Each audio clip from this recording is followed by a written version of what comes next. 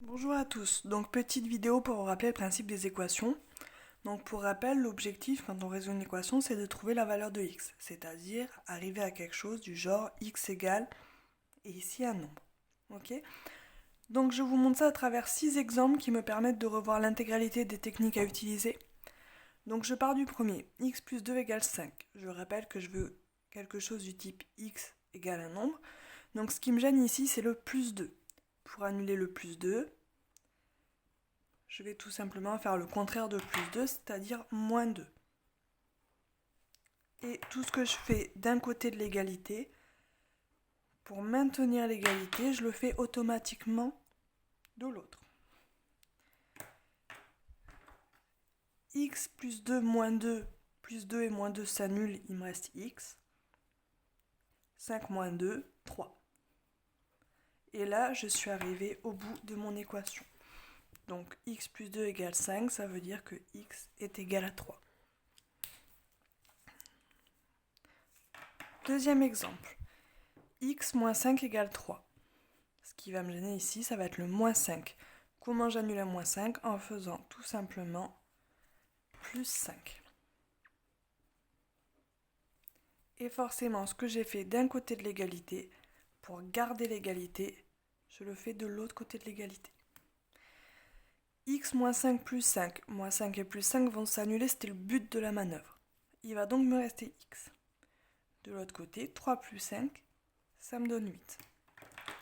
Et j'ai fini mon équation. Donc la résolution de mon équation, c'est x moins 5 égale 3 pour x égale 8. Donc on a vu ici comment procéder pour l'addition, pour la soustraction. Vous pouvez constater que pour annuler une addition, je fais une soustraction. Et de la même manière, pour annuler une soustraction, je fais une addition. On passe à 3x égale 12. 3x égale 12, ça sous-entend 3 fois x égale 12. Et du coup, pour annuler cette multiplication, je vais faire une division. Donc 3x divisé par 3, ça va être égal à 12, que je vais évidemment diviser par 3 aussi, pour garder mon égalité. Même principe que sur les deux premiers exemples. 3x divisé par 3, il va me rester x, c'est ce que je voulais faire. 12 divisé par 3, ça me donne 4. Et là, j'ai résolu mon équation. Donc la solution de mon équation, c'est x égale 4. De la même manière, x sur 4 égale 1,5. X sur 4, ça sous-entend x divisé par 4. Donc pour annuler une division, je vais faire, vous l'avez bien compris, une multiplication. Donc je vais multiplier par 4. Mais ce que je fais d'un côté de l'égalité, toujours pour préserver mon égalité, je le fais également de l'autre côté de l'égalité. X divisé par 4 fois 4, les 4 s'annulent, il me reste juste x. 1,5 fois 4, ça me donne 6. Donc la solution de mon équation, c'est x égale 6. Vous l'aurez bien compris avec ces deux exemples. La division annule la multiplication et la multiplication annule la division. Donc si on résume ces 4 premiers exemples, l'addition et la soustraction marchent ensemble et la multiplication et la division marchent ensemble. Deux autres exemples ensuite qui nous permettent de lier toutes ces techniques. 2x moins 4 égale 8. Quand je vais être dans ces cas-là, je veux isoler mon x seul d'un côté. Donc ce qui va me gêner ici, c'est le moins 4 et le 2.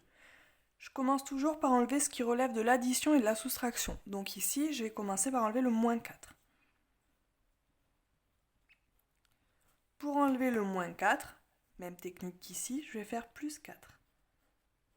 Et forcément, tout ce que je fais d'un côté, pour préserver mon égalité, je vais également le faire de l'autre. 2x moins 4 plus 4. Moins 4 et plus 4 vont s'annuler. Il me reste donc 2x. 8 plus 4, pas de souci, ça fait 12.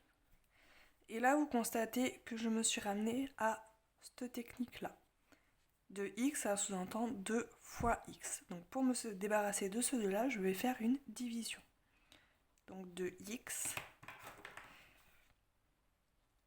divisé par 2, qui va être égal à 12, que je vais évidemment diviser par 2 également. 2x divisé par 2, il me reste x. 12 divisé par 2, il me reste 6. Et là, je suis arrivée au bout de la résolution de mon équation. X égale 6. Enfin, le dernier exemple. Donc, dernier exemple, qu'est-ce qu'on a? On a des x ici, des constantes ici. Donc, ce que j'appelle constante, c'est tout ce qui ne va pas relever de x par tous les nombres où il n'y aura pas x. Donc, un membre comme ça ici est du même type ici, c'est-à-dire quelque chose qui dépend de x et une constante. Le but, ça va être de rassembler tous les x d'un côté, toutes les constantes de l'autre. Donc, si je veux rassembler, admettons, tous les x de ce côté-là, ça veut dire que ce 5x là va me gêner. Pour l'enlever, tout simplement, je vais enlever 5x des deux côtés.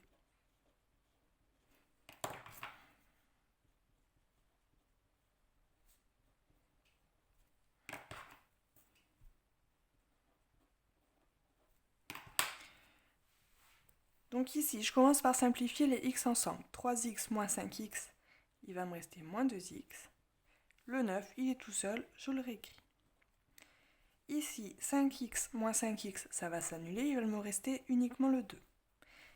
À ce stade-là, vous pouvez constater qu'on est arrivé au même principe qu'ici. Donc je vais commencer par me débarrasser du plus 9.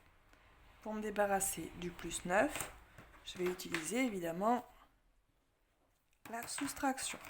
Donc 2x plus 9 moins 9, qui est égal à 2, sans oublier évidemment de faire moins 9. 2x plus 9 moins 9, 9 et moins 9 vont s'annuler, il va me rester uniquement moins 2x. Ici, 2 moins 9, ça me donne moins 7. À ce stade-là, ce qui me gêne encore, c'est le moins 2x. Donc le moins 2 qu'il y a devant le x. Moins 2x, ça sous-entend moins 2 fois x. Donc pour me débarrasser de ce moins 2 là, je vais faire une division. Donc moins 2x divisé par moins 2. Et ce que je fais de l'un côté, je le fais évidemment de l'autre. Attention, je mets mon moins 2 entre parenthèses. Rappelez-vous bien que deux signes côte à côte, on évite, on préfère mettre des parenthèses. Moins 2x divisé par moins 2, il va me rester uniquement x. Moins 7 divisé par moins 2, j'ai plusieurs possibilités. Soit je l'écris sous la forme d'une fraction, ça me fera 7 sur 2. Les moins ont disparu parce que je divise deux nombres négatifs, ça me fera forcément un nombre positif. Là, on est dans le cas d'une fraction qui se simplifie assez facilement avec un nombre décimal, ça va me donner 3,5. On peut trouver des fractions du type entière qui ne se simplifient pas facilement en nombre décimal. Okay, vous allez trouver quelque chose approchant les 1,33, pardon, les 0,33, mais ce ne sera pas quelque chose d'exact. Donc on préfère toujours garder une valeur exacte dès qu'on le peut.